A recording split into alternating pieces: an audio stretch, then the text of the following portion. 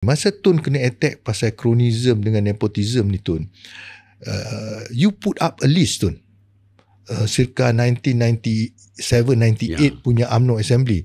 Saya ingat I was still a journalist, a young journalist masa tu.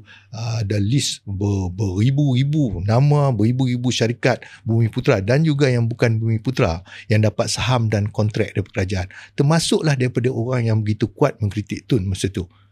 You were aware masa tu kan Tun? Ya, tuduhan dibuat. Kononnya saya ini menolong kroni. Tetapi apabila kita senaraikan semua syarikat-syarikat yang dapat tu kebanyakannya kroni orang lain.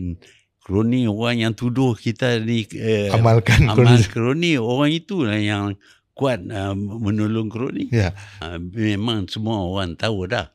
Orang ini bila dia buka mulut dia bohong. Itu terkenal dah.